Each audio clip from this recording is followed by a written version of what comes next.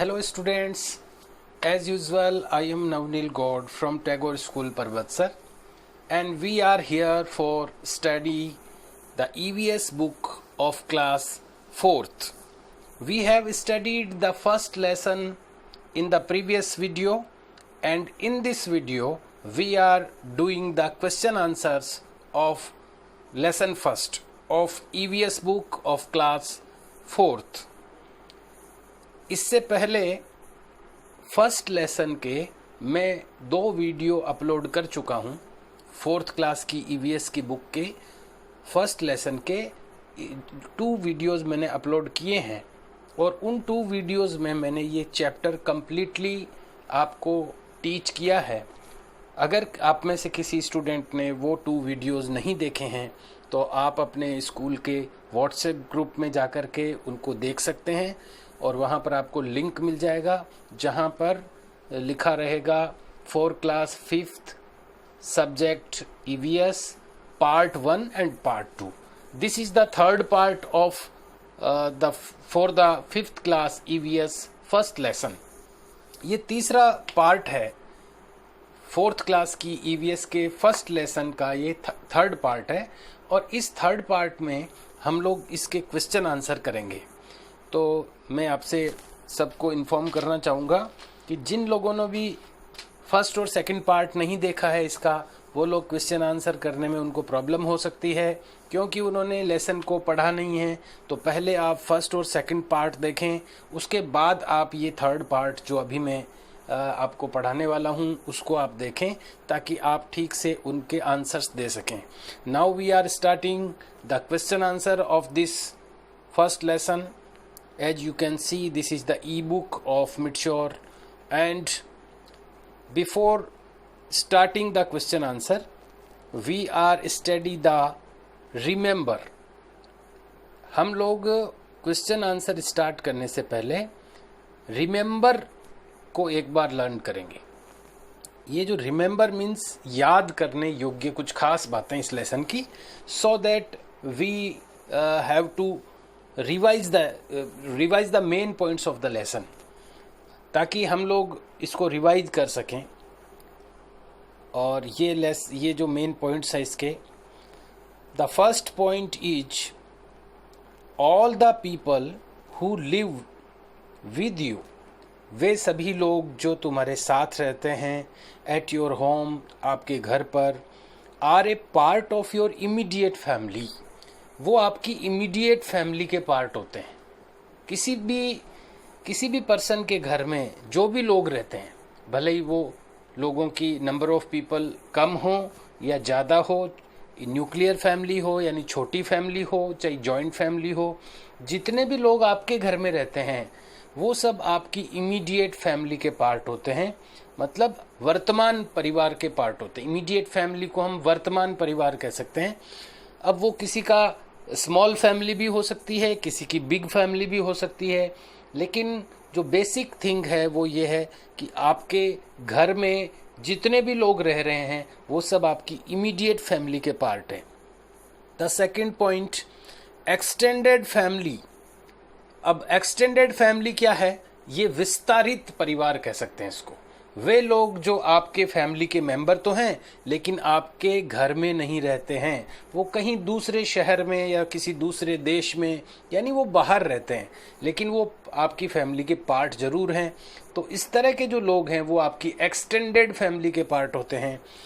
The second point is extended family includes, extended family में शामिल होते हैं ऑल द रिलेटिव्स, वो सभी रिलेटिव्स यानी संबंधी, हु लिव जो रहते हैं, इन अदर सिटीज और कंट्रीज, जो किसी दूसरे शहर में, किसी दूसरे सिटी में या किसी दूसरे कंट्री या देश में रहते हैं.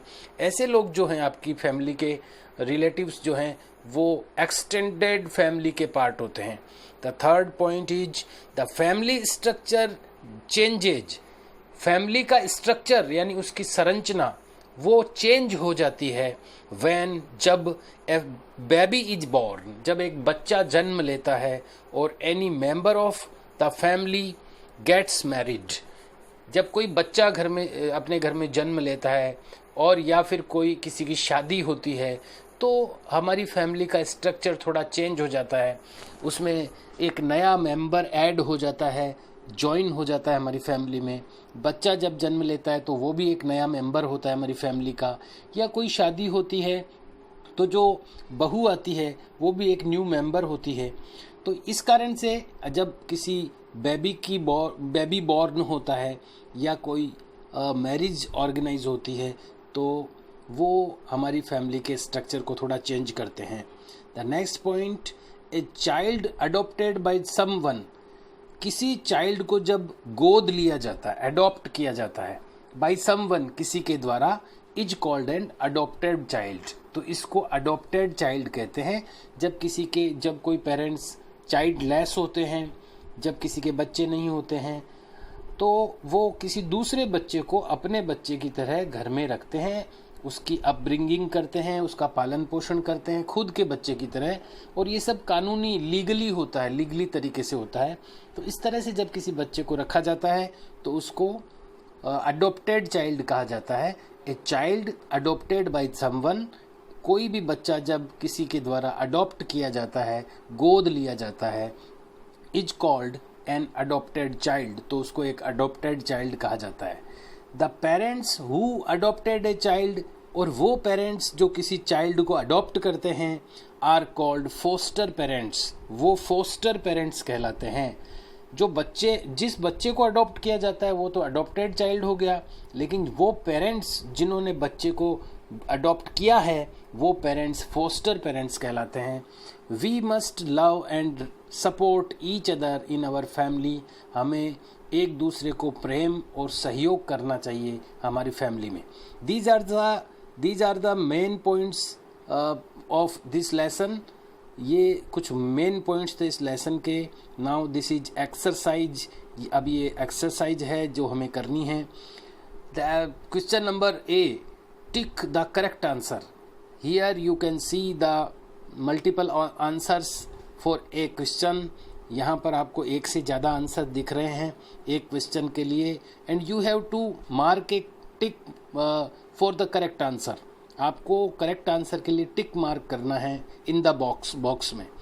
The first question is, a small family is also called a, एक छोटा परिवार और क्या कहलाता है? Nuclear family, joint family, extended family. As we know we can say a nuclear family to small family, हम एक न्यूक्लियर फैमिली भी कह सकते हैं स्मॉल फैमिली को। तो न्यूक्लियर फैमिली भी हम कहते हैं, स्मॉल फैमिली का दूसरा नाम न्यूक्लियर फैमिली भी होता है। तो A is the right answer, so you have to tick mark, right a tick mark in the box which is after the nuclear family. Nuclear family के बाद में जो बॉक्स दिख रहा है उसमें आपको टिक मार्क करना है। Second question, a child who losses, एक बच्चा जो खो देता है, हिज और हर, उसके पेरेंट्स यानी माता पिता को, इज कॉल्ड, उसको क्या कहते हैं? ऐसा बच्चा जो अपने माता पिता को खो देता है उसको क्या कहते हैं? वी कॉल्ड एन ऑर्फन, हम ऑर्फन कहते हैं ऐसे बच्चे को हिंदी में, जिसको हम अनाथ कहते हैं। A is the right answer, you have to make a tick mark in the box which is after the orphan. A is the right answer. We called orphan, हम orphan कहते हैं जिस बच्चे के जो पेरेंट्स को लॉस कर देता है, जो खो देता है अपने पेरेंट्स को, हम उसको orphan कहते हैं। So A is the right answer. Now we are going in the next page. The third question.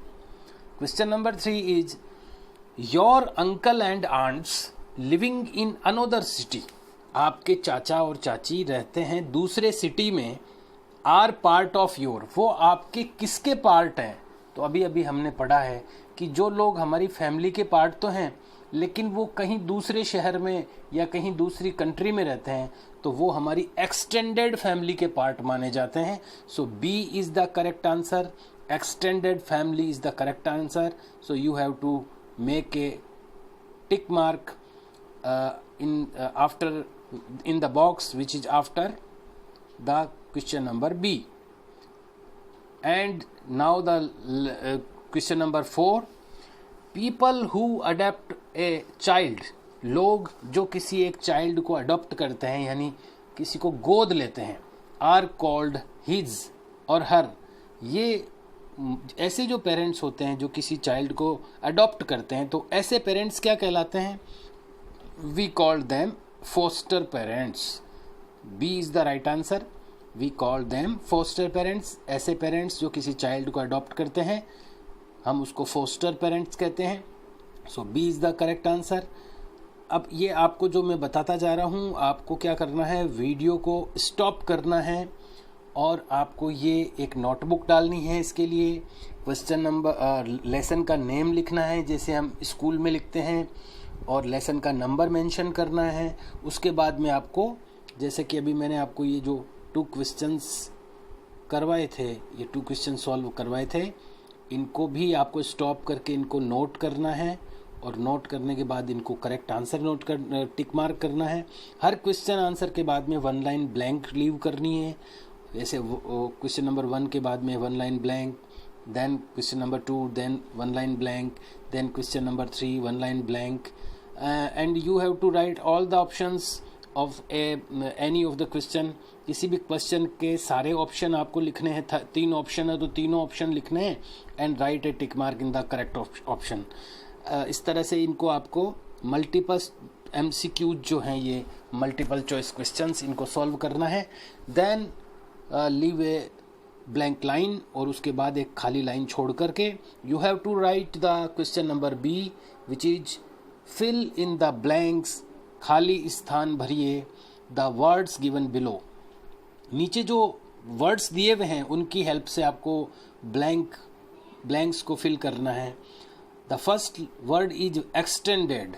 पहला शब्द है एक्सटेंडेड। हमने पढ़ा है एक्सटेंडेड फैमिली वो होती है जो कि हमारे घर में नहीं रहते हैं, जो मेंबर्स जो बाहर रहते हैं लेकिन हमारी फैमिली का पार्ट होते हैं, वो एक्सटेंडेड फैमिली कहलाती है।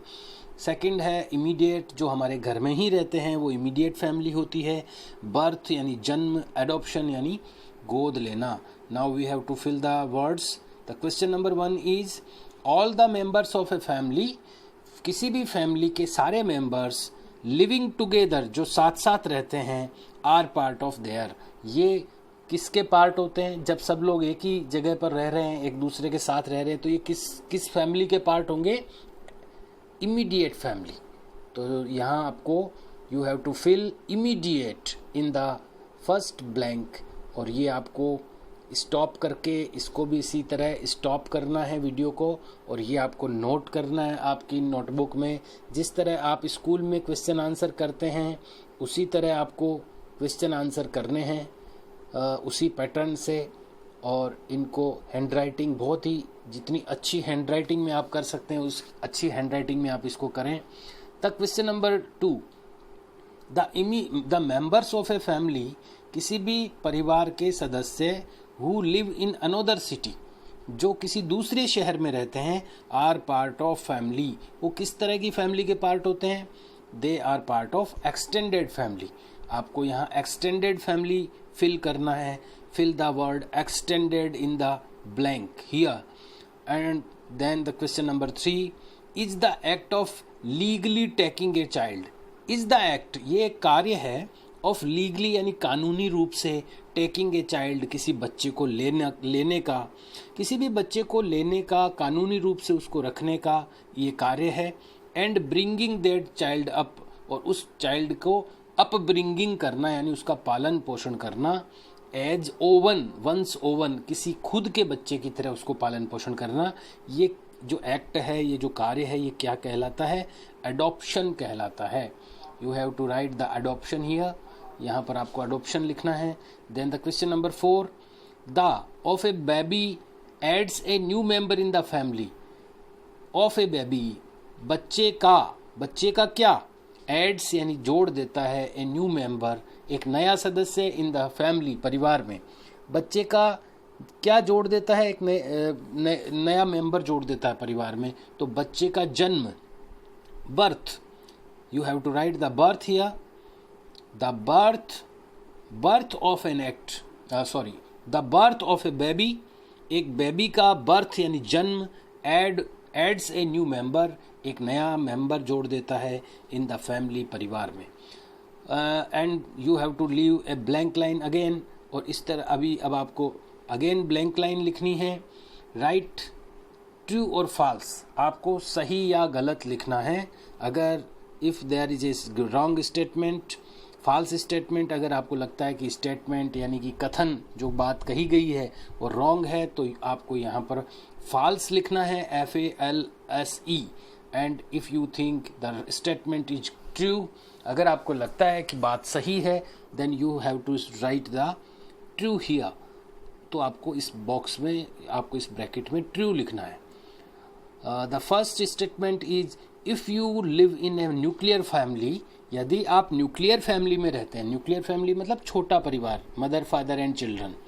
If you live in A nuclear family, यदि आप न्यूक्लियर फैमिली में रहते हैं, you have a large immediate family, तो आपकी इमीडिएट फैमिली बड़ी लार्ज होगी। तो ये तो गलत बात है। इमीडिएट फैमिली वही होती है जो अपने घर में रहती है, तो जब आप न्यूक्लियर फैमिली में रह रहे हैं तो इमीडिएट फैमिली लार्ज कैसे हो सकती है? So it is false statement. So you have to write the false in the first blank में आपको फॉल्स लिखना है। Then the second question, your uncles, आपके चाचा, आंट्स मीन्स चाची, एंड कजन्स, और आपके चचेरे भाई बहन, लिविंग विद यू, आपके साथ रहते हैं, are the part of extended family, वो एक्सटेंडेड फैमिली के पार्ट होते हैं। अब जब जो लोग हमारे साथ ही रह रहे हैं तो वो एक्सटेंडेड फैमिली के पार्ट नहीं है। एक्सटेंडेड फैमिली के पार्ट वो लोग होते हैं जो हमारे साथ नहीं रह रहे हैं, वो कहीं बाहर रह रहे हैं। So this statement is also false, ये स्टेटमेंट्स भी फॉल्स है। So you have to write again the false in the second blank also. Then the question number 3, the third question is, foster parents love, care and raise the adopted child। जो poster parents होते हैं, poster parents कौन होते हैं? जो किसी child को adopt करते हैं, गोद लेते हैं, वो फोस्टर पेरेंट्स होते हैं।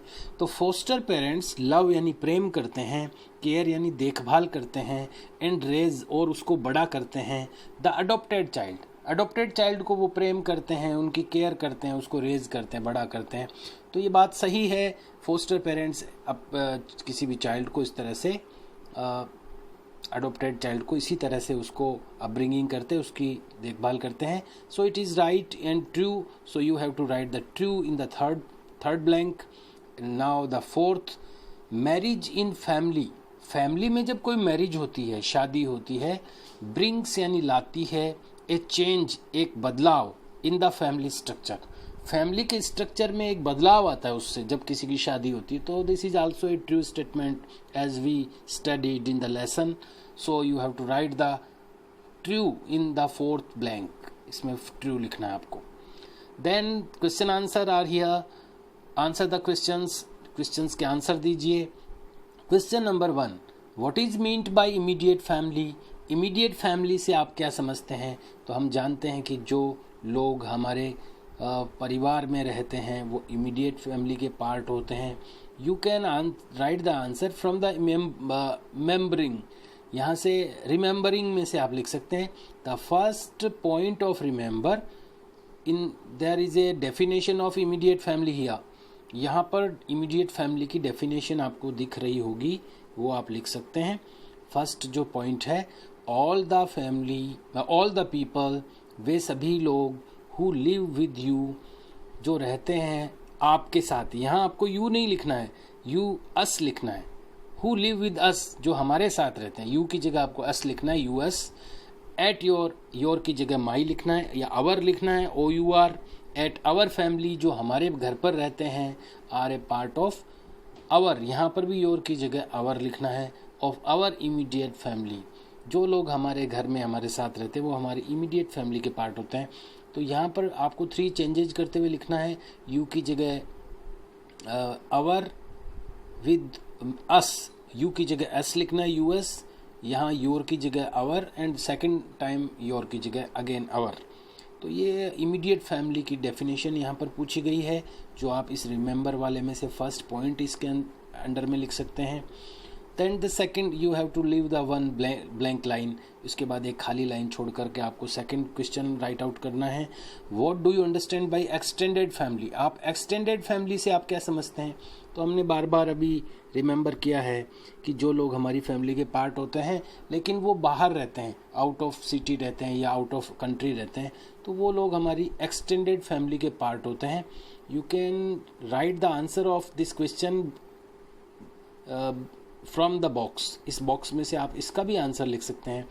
You can, as you can see in the on the screen, second point, extended family includes, extended family में शामिल होते हैं ऑल द रिलेटिव्स, सभी वो संबंधी, हु लिव, जो रहते हैं, इन अदर सिटीज और कंट्रीज, जो किसी दूसरी सिटी या कंट्री में रहते हैं, ऐसे सभी लोग एक्सटेंडेड फैमिली के पार्ट होते हैं, उसमें वो शामिल रहते हैं।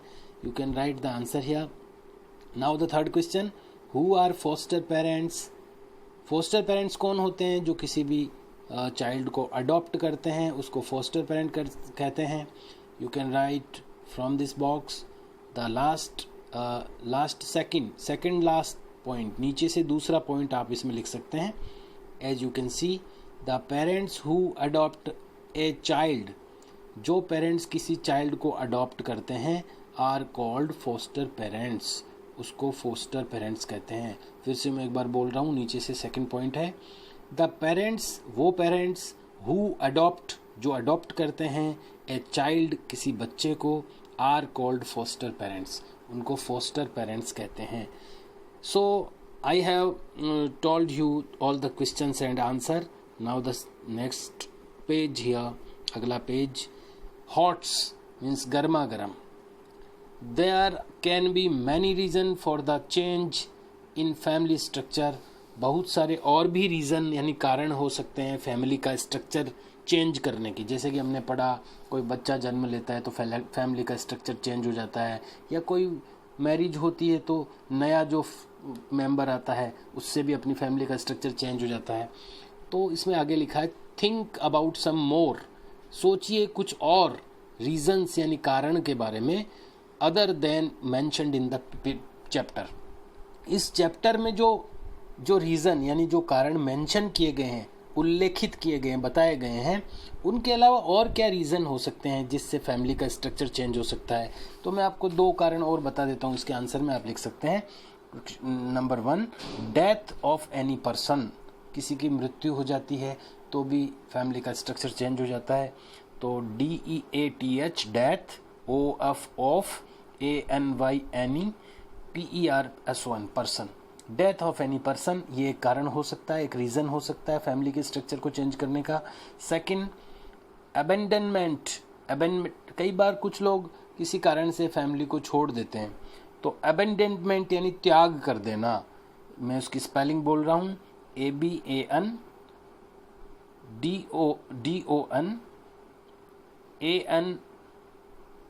AN के बाद में MENT।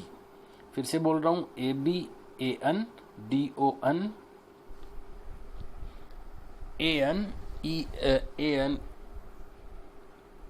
फिर से बोल रहा हूँ, I am repeating, ABANDON MENT, abandonment यानी छोड़ देना, ऑफ फैमिली का परित्याग करना, by any family member, due to any reason, किसी कारण से। तो ये दो एक्स्ट्रा रीज़न हो सकते हैं जिससे हमारी फैमिली का स्ट्रक्चर चेंज हो सकता है, जो कि इस लेसन में मेंशन नहीं किए गए हैं। नेक्स्ट एक्टिविटी, आपको ये एक्टिविटी भी करनी है, you have to do the activity also. Write the names of family, names of the members of your immediate family. आपको अपनी इमीडिएट फैमिली के नेम्स लिखने हैं, फैमिली मेंबर्स के। इमीडिएट फैमिली मतलब जो आपके घर में रहते हैं, घर से बाहर नहीं रहते हैं, वो आपकी इमीडिएट फैमिली होती है। एंड एक्सटेंडेड फैमिली, जो आपके रिलेटिव्स हैं, आपके चाचा हैं, चाची हैं, आपके कज़न्स हैं, चचेरे भाई बहन हैं, वो सब एक्सटेंडेड फैमिली में, अगर वो आपके घर में ही रहते हैं तो वो एक्सटेंडेड फैमिली के पार्ट नहीं है। तो अगर कुछ लोग इस तरह के हैं जो बाहर रहते हैं, कहीं और रहते हैं, तो वो एक्सटेंडेड फैमिली में उनके नेम्स लिखने हैं। नेम का फर्स्ट लेटर कैपिटल लिखना है, बाकी के स्मॉल लिखने हैं। और अच्छा है कि आप उसके ब्रैकेट में ये भी लिख दें कि वो आपसे क्या रिलेशन है उसका, आपका ब्रदर है, आपके अंकल है, आपकी आंट है, आपके सिस्टर है, जो भी आप वो रिलेशन है वो भी आप उसको मेंशन करें। और इमीडिएट फैमिली में वो लिखने हैं जो आप फादर, मदर, ब्रदर, सिस्टर, उनके नेम्स लिखने हैं। और ब्रैकेट में आप उनके नेम्स, ये भी आप उनका रिलेशंस भी लिख सकते हैं। और यहाँ एक और लिखा है पॉइंट नंबर 2, ये आपको बिल्कुल ड्रॉ करनी है। ये जो भी क्वेश्चन आंसर है ये सारे आपको करने हैं। और ये आपको देखिए, ये एक फैमिली, ये आपको ड्रॉ करनी है एक टेबल जो इसमें शो की गई है अपनी नोटबुक में। और सेकंड क्वेश्चन है, your family is going to organise a birthday party. आपकी फैमिली एक बर्थडे पार्टी ऑर्गेनाइज करने जा रही है। आपकी फैमिली में किसी का जन्मदिन है। फॉर योर कज़न, आपके कज़न के लिए, कज़न मतलब चाचा के भाई, चाचा के लड़के लड़कियां, वो कज़न्स होते हैं। तो आपके कज़न के लिए कोई बर्थडे पार्टी होने जा रही है। मेक ए लिस्ट, एक लिस्ट बनाइए ऑफ द गेस्ट, उन गेस्ट की यानी उन मेहमानों की, हु विल बी इनवाइटेड, जिनको इनवाइट किया जाएगा टू द पार्टी में। तो आपके छोटा सा जब कोई फंक्शन होता है बर्थडे का, तो अपन आस पड़ोस के कोई किस किस को आप इनवाइट करेंगे, तो कोई 5 to 7 नेम्स, 5-7 नाम आप इस तरह के लिखने हैं आपको इसके आंसर में, जो आपके आस पड़ोस में रहते हैं। उसमें रिलेशंस लिखने की ज़रूरत नहीं है।